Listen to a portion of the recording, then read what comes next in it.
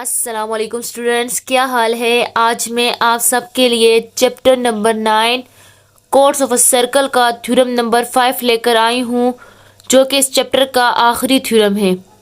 मैंने पहले 4 थ्योरम्स की भी वीडियोस बनाई है। आई होप कि वो आप लोग को समझ आ गई होगी। जैसे कि आप जानते हैं, थ्योरम में हम सबसे पहले स्टेटमेंट को देखते हैं कि स्टेटमेंट में हमें क्या बताया गया है, क्योंकि स्टेटमेंट में आधी इन्फॉर्मेशन हमें वो दे देते हैं, जिससे हम गिवन टू प्रूफ और कंस्ट्रक्शन निकालते हैं। सबसे पहले स्टेटमेंट को देखते हैं। स्टेटमेंट में है two chords of a circle which are equidistance from the centre are congruent. Two chords of a circle, एक सर्कल के दो कोड्स हैं। एक सर्कल के दो कोड्स हैं जो कि उससे बराबर फासले, जो कि उस सेंटर से बराबर के फासले पर है। और फिर आगे क्या बताया गया, क्या वो इक्वल है। कॉन्ग्रुएंट मीन आप इक्वल ही ले लें। यानी पहली जो स्टेटमेंट में है हमें उन्होंने बता दिया है। दूसरी जो स्टेटमेंट होती है वो हमने प्रूफ करनी होती है। स्टेटमेंट के दो पार्ट्स होते हैं। या कॉमे तक जो होता है हमारे फर्स्ट पार्ट है एंड इसके बाद सेकंड है। फर्स्ट में कहा गया है कि दो कोड्स जो है वो एक सर्कल के है जो कि सेंटर से बराबर फासले पर है। और फिर कहा गया क्या वो इक्वल है, आर कॉन्ग्रुएंट, क्या वो इक्वल है। तो हम ये प्रूफ करते हैं। मैं यहाँ पे आप लोगों को समझाने के लिए स्टेटमेंट एक सर्कल ड्रॉ करती हूँ। ये मेरे पास एक सर्कल है, इसमें दो कोड्स है, एक दो, मेरे पास दो कोड्स है। Are equidistance from the centre, ये मेरे पास सेंटर है और ये इक्विडिस्टेंस है, ये एक दूसरे से इक्विडिस्टेंस है। तो बता रहे क्या ये कॉन्ग्रुएंट है। तो कॉन्ग्रुएंट करने के लिए हम इसको ये ड्रॉ कर लेंगे, क्योंकि हम ऐसे शो इसको नहीं कर सकते, हम ऐसे इसको रिप्रेजेंट नहीं कर सकते जब तक हम ये लाइनें लगाएंगे नहीं, हम इसको एंगल ट्रायंगल के शेप में कन्वर्ट नहीं करेंगे, हम इसको इजीली प्रूफ नहीं कर सकते हैं। दैट्स वाई हम यहाँ पे लाइनें लगा के इसको ज्वाइन कर देंगे। फॉर एग्जाम्पल ये मेरे पास ए बी है, या मेरे पास सी डी है, तो मैंने इस और ये मिडल में ओ है, तो मैंने ओ को सी से भी और ए से भी मिला लिया है, क्योंकि हम एंगल को इजीली प्रूफ कर सकते हैं। क्योंकि एंगल के अगर 3 पार्ट्स प्रूफ हो जाते हैं, इट्स मीन हमारे पास जो है ट्रायंगल प्रूफ हो जाता है। तो सबसे पहले हम चलते हैं गिवन की तरफ। बेसिकली जो गिवन से जाने से पहले मैं बेसिकली बताना चाहती हूँ कि कोड्स क्या होते हैं। कुछ बच्चों का अक्सर ये होता है कि कोड्स क्या होते हैं, परपेंडिकुलर क्या होते हैं, बाइसेक्टर क्या होता है। तो मैं ये आप लोग को पहले बता देती हूँ। ये मेरे पास बेसिक स्टेप है जो कि हर थ्योरम में यूज़ हुए हैं। अगर ये मेरे पास सेंटर है, सर्कल का सेंटर है, यहाँ सरकमफेरेंस से, यहाँ से मैं लाइन उठा के गुजारती हूँ सरकमफेरेंस के दूसरे कॉर्नर को टच करते हुए, इट्स मीन कि ये हमारे पास डायमीटर है। कोई भी लाइन किसी भी चीज़ के सेंटर में से, मिडल में से गुजरे, एग्जैक्ट पॉइंट पे अगर मिडल में से गुजरे, इट्स मीन कि ये उसका डायमीटर है, ये उसका डायमीटर है। और ये 2 पॉइंट को टच करती है। डायमीटर हमेशा 2 पॉइंट को टच करती है। अगर ये सिर्फ और सिर्फ सेंटर से, यहाँ से मैं उठाती हूँ और यहाँ 1 पॉइंट तक टच करती हूँ, ये हमारे पास रेडियस हो जाता है। फिर ये डायमीटर नहीं रहता, क्योंकि डायमीटर 1 पॉइंट से उठता है, सेंटर में से गुजर कर दूसरे पॉइंट को टच कर देता है, इट्स मीन ये हमारे पास डायमीटर होता है। अगर कोई लाइन सिर्फ 1 पॉइंट को टच करती है, सिर्फ और सिर्फ 1 पॉइंट को, तो ये हमारे पास टीजेंट कहलाती है। लेकिन डायमीटर सेंटर में से गुजरते हुए 2 पॉइंट्स को टच करता है। रेडियस हमारे पास क्या होता है, एक सर्कल जो होता है हमारे पास टोटल 360 डिग्री का होता है, और 360 डिग्री को हर इक्वल पार्ट्स में काट दिया जाए, यानी सेंटर से कॉर्नर तक लाइन लेके जाए सरकमफेरेंस तक, ये एक आर्क होती है। रेडियस हमारे पास क्या होता है, एक आर्क होती है सेंटर से सरकमफेरेंस तक। जितने भी आर्क है ये सारे रेडियस इक्वल होंगे एक दूसरे के। ये जितने भी मैंने आर्क लगाए ये सारे इक्वल होंगे। अगर किसी सर्कल के 3 रेडियस, 4 रेडियस, 5 रेडियस, जितने भी रेडियस होंगे वो इक्वल होंगे अगर वो एक ही सर्कल के होंगे। शर्त यह है कि वो एक ही सर्कल के होने चाहिए। अगर अलग अलग के होंगे तो वो फिर उसके कुछ असूल होते हैं जिसकी वजह से वो एक दूसरे के इक्वल होते हैं, वरना नहीं। लेकिन एक ही सर्कल के अगर 2 रेडियस है तो इट्स मीन वो इक्वल ही होंगे, और अगर इक्वल नहीं है तो इट्स मीन कि वो सर्कल हमारे पास गलत है। बाइसेक्टर हमारे पास क्या होता है, ये मेरे पास एक लाइन है A and B, A B line है, इसको मैं एग्जैक्टली बेसिकली बीच में से काट देती हूँ, बीच में से इंटरसेक्ट करती हूँ, बाइसेक्ट करती हूँ, बीच में से काट देती हूँ, तो ये मेरे पास बाइसेक्टर कहलाता है। जिस पॉइंट पे ये जिस पॉइंट पे ये कटता है उसे बाइसेक्ट कहते हैं।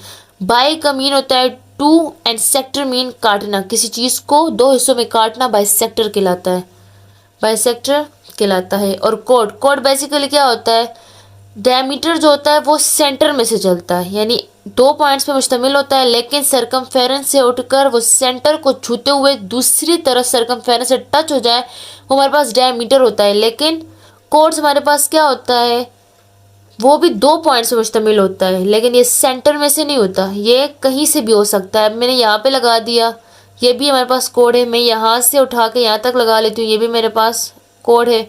यहाँ से उठा के यहाँ लगा लेती हूँ, ये भी कोड है। कोड कहीं भी हो सकता है, लेकिन वो दो पॉइंट्स पे मुश्तमिल होता है, उसे कोड कहते हैं। चलते हैं हम अपने थ्योरम की तरफ और देखते हैं गिवन में क्या कहा गया है। गिवन में हमारे पास कहा गया है line segment A B and C D. कौन सी हमारे पास line segment A B and C D are two chords. ये हमारे पास दो कोड्स है, जैसे मैंने आपको बताया कोड्स है, बस दो कोड्स है ऑफ अ सर्कल। सर्कल के दो कोड्स है विद सेंटर ओ। हमारे पास सेंटर क्या है, ओ है, हमारे पास सेंटर ओ है। ये तो हमें गिवन में बता दिया था, जैसे अपने स्टेटमेंट में देख ले, स्टेटमेंट में यही था, two chords of a circle, एक सर्कल के दो कोड्स है जो कि बराबर फासले पर है सेंटर से। तो ये हमने गिवन में वही लिखा। गिवन में जरूरी नहीं कि आप बुक के एज इट इज लिखें, आप अपने ऑन वर्ड्स भी यूज कर सकते हैं। फिर क्या कहा गया है, ओ एच।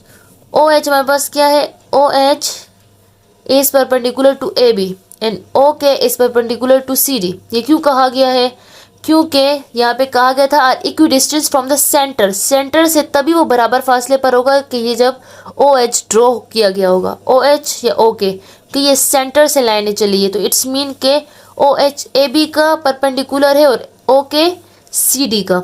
उसके बाद हमें क्या कहा गया है, measurement O H is equal to O K. वो क्यों एक दूसरे के इक्वल है, क्योंकि वो बराबर फासले पर है, बराबर फासले पर है तो वो एक दूसरे के इक्वल ही होंगे। हमने प्रूफ क्या करना है, हमने प्रूफ ये करना है कि आर कॉन्ग्रेंट, वो इक्वी डिस्टेंस तो है, बराबर फासले पर है, क्या वो कॉन्ग्रेंट भी है यानी इक्वल भी है। तो हमने प्रूफ यही करना है, क्या दो कोड्स जो हमारे पास है A B and C D, क्या वो दूसरे के इक्वल है, हमने यही प्रूफ करना है।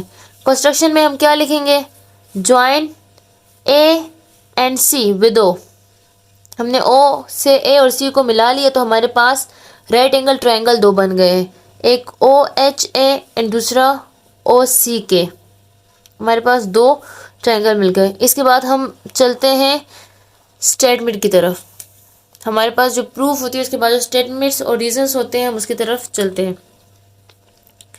यहाँ पे बताया गया है in right angle triangles O A H, कौन कौन सा है, O A H is corresponding to O C K, यानी इन दोनों का हम मवाजना कर रहे हैं ना, तो हम ऊपर यही लिखेंगे कि in right angle triangles O A H is corresponding to O C K.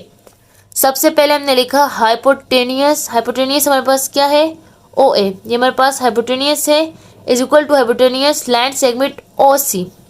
ये हमने क्यों कहा, रीजन में हमने क्या लिखा, रेडी ऑफ सेम सर्कल। मैंने अभी आप लोग को कहा कि अगर किसी भी एक सर्कल के दो रेडियस होंगे तो वो हमेशा एक दूसरे के बराबर होंगे, वो हमेशा दूसरे के बराबर होते हैं, और ये रूल है मैथ का। अगर किसी भी सर्कल का जो है रेडियस एक दूसरे के इक्वल ना हुए, इट्स मीन कि वो सर्कल हमारे पास गलत ड्रॉ हुआ है। तो ये हमारे पास सेम रेडी थे, इट्स मीन, इसलिए hypotenuse O N is equal to O C. Next क्या कहा गया है, measurement O H. Measurement O H is equal to measurement O K, और ये हमने कहाँ पढ़ा, गिवन में। गिवन में आप देख सकते हैं, गिवन में अगर हम आए तो गिवन में हमारे पास क्या था, O H is equal to O K. फिर थर्ड में क्या कहा है, triangle O A H, triangle O A H is equal to triangle O C K. ये क्यों कहा, क्योंकि हमने दो साइड इसके प्रूफ कर चुके हैं, एक हाइपोटेनियस प्रूफ किया, एक साइड प्रूफ की। तो हमने क्या लिखा, हाइपोटेनियस साइड पोस्टुलेट। हमने यानी दो चीज़ें प्रूफ कर चुके हैं, एक हाइपोटेनियस एक साइड, दो चीज़ें हम प्रूफ कर चुके हैं, इट्स मीन थर्ड भी प्रूफ हुई होगी। जब किसी चीज़ की दो चीज़ें प्रूफ कर दी जाती है तो वो तीसरी भी इक्वल ही होती है, उसको प्रूफ करने की ज़रूरत नहीं होती। लेकिन हमने इसमें प्रूफ क्या करना था कि क्या A B is equal to C D, तो हम आगे अभी प्रूफ करेंगे। इसके बाद क्या कहा गया है, measurement A H. Measurement A H हमारे पास ये है, A H is equal to measurement C K. ये क्यों कहा? क्योंकि हमारे पास था corresponding sides of congruent triangle. किसी भी ट्रायंगल के अगर वो कोरस्पॉन्डिंग साइड होंगे तो वो इक्वल होंगे। कोरस्पॉन्डिंग साइड्स क्या होते हैं? मेरे पास दो ट्रायंगल है, ठीक है, मेरे पास एक ट्रायंगल और ये दूसरी ट्रायंगल है, ये ए है, ये मैं बी इसका नाम दे देती हूँ, ठीक है। ए और बी दो ट्रायंगल है, इसका first second and third part, first second and third part. अगर ये दोनों ट्रायंगल में पता है इक्वल है, ये दोनों ट्रायंगल इक्वल है। अगर इसकी ये थर्ड पार्ट जो है 90 सेंटीमीटर है, यानी 9.0 सेंटीमीटर है, तो इट्स मीन इस बी वाले ट्रायंगल की भी 9.0 सेंटीमीटर होगी। ये हमने क्यों कहा? क्योंकि ये दोनों ट्रायंगल, ये जो साइड है ये वाली, ये corresponding side of congruent triangle, ये दोनों ट्रायंगल क्या है? दूसरे की कॉन्ग्रुएंट यानी इक्वल है। और ये जो साइड है ये दोनों की नीचे आ रही है, दोनों की थर्ड वाली साइड है, थर्ड वाली, तो ये इनकी कोरस्पॉन्डिंग है। Corresponding sides of congruent triangle always equal. ये बात याद रख ले, किसी भी दो ट्रायंगल जो कि एक दूसरे के कॉन्ग्रुएंट होते हैं उनकी सेम जो साइड होगी, सेम साइड, वो दूसरे की इक्वल होगी। इसलिए हमारे पास जो था ये ए एच यानी A H is equal to C K, because ये corresponding side of congruent triangles थे। उसके बाद क्या कहा हमारे पास? ये क्वेश्चन 1 हो गई। दूसरी क्वेश्चन में कहा गया है कि मेजरमेंट ए एच जो है वो हाफ है, किसका? ए और बी का। ये क्यों कहा? ये इसलिए कहा क्योंकि मेरे पास ये लाइन है, ठीक है, ये मेरे पास लाइन है, ये मेरे पास ए, ये पॉइंट एच और ये बी। अगर मैं यहाँ से लाइन एच तक स्टार्ट करती हूँ तो मेरे पास क्या बन जाएगा? ए एच, क्योंकि ये हाफ हो गई ना, इसको मैं दो पार्ट्स में भी डिवाइड कर सकती हूँ, ए एच या फिर एच बी, क्योंकि ये इसके 3 पॉइंट्स है ना, 3 पॉइंट्स को मैं अलग अलग कर सकती हूँ दो पार्ट्स में, एक ए एच और एक एच बी। अगर मैं इसको वापस इस फॉर्म में लिखना चाहूँ यानी ए एच बी में, तो मैं क्या लिख सकती हूँ? A H plus H B. इन दोनों की जब लंबाई इक्वल होगी तो मेरे पास क्या बन जाएगी? A H B. तो इट्स मीन मैं ये कह सकती हूँ कि जो है मेरे पास 1/2 है ए बी, यानी ए एच जो है वो मेरे पास इक्वल है 1/2 ए बी। अगर मैं ए एच को 2 दफ़ा प्लस करती हूँ, ए एच की जितनी लंबाई है, क्योंकि ये बड़ा मिडल में एच है ना, तो इट्स मीन कि अगर मैं इसको एक दफ़ा फिर दूसरी दफ़ा प्लस करूँ तो मेरे पास पूरी ए बी की फुल लाइन बन जाएगी। क्योंकि ये दोनों हाफ में, अगर किसी चीज़ को बाइसेक्ट किया जाता है, बीच, इस पेन को मैं बाइसेक्ट करती हूँ, बीच में से काट देती हूँ और फिर मैं दोनों पार्ट की लंबाई जो है कर लूँ। एक ये फुल पेन मेरे पास फर्ज करे 6 सेंटीमीटर का है, मैंने इसको हाफ किया 3 सेंटीमीटर, मेरे पास दोनों पार्ट्स की लंबाई जो आएगी वो 3 सेंटीमीटर आएगी। अब मैं लिख सकती हूँ 3 centimetre is equal to 1/2 6 centimetre, क्योंकि जो है मेरे पास 3 सेंटीमीटर जो है वो हाफ है 6 सेंटीमीटर का। तो एज इट इज़ ये भी है कि ए एच जो है वो ए बी का हाफ है, और ये हमने क्यों कहा? क्योंकि ओ एच जो था हमारे पास कोड है ए बी का, परपेंडिकुलर कोड है, और ये हमें गिवन में बताया गया था कि ओ एच जो है वो परपेंडिकुलर कोड ए बी का है, इसलिए हमने कहा। दूसरा हमारे पास एज इट इज़ है कि अगर सी के बी सी डी का हाफ है, सी डी का हाफ है, और ये भी हमने कहा पढ़ा गिवन में कि O K is a perpendicular कोड टू सी डी। आप गिवन में आए तो गिवन में सामने लिखा हुआ है। हमारे पास इक्वेशन 3 हो गई। अब हमने प्रूफ फिर हमने क्या लिखा? Measurement A H is equal to measurement C K, और ये हमने ऑलरेडी कहा प्रूफ किया 1 में हमने प्रूफ कर दिया कि ये क्यों इक्वल है, क्योंकि इसके साइड जो है वो कोरस्पॉन्डिंग है, और corresponding sides of congruent triangles are always equal to each other, तो वो एक दूसरे के इक्वल है। इस वजह से ये हम ऑलरेडी प्रूफ कर चुके हैं।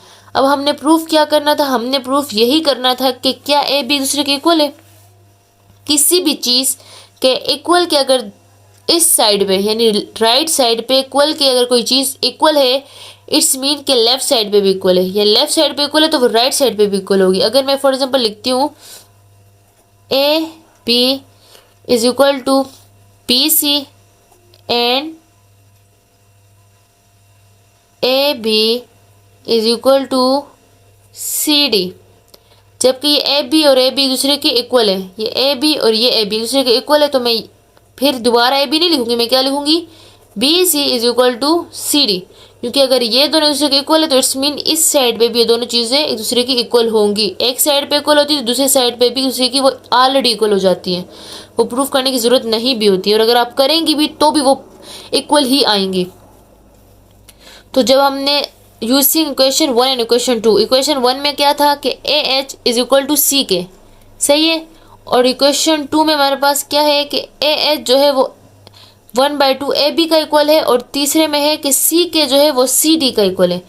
तो जब ये ए एच और सी के हमने 1 में प्रूफ किया कि ए एच और सी के एक दूसरे के इक्वल है, जब इक्वल के इस साइड पे ये दोनों चीज़ें इक्वल है, इट्स मीन के इज इक्वल टू के इस साइड पे भी ये 1/2 मेजरमेंट ए बी होंगे किसके इक्वल, 1/2 मेजरमेंट सी डी। तो इसलिए हमने ये जो था ये इसको कॉमन लेते हुए इन दोनों को कॉमन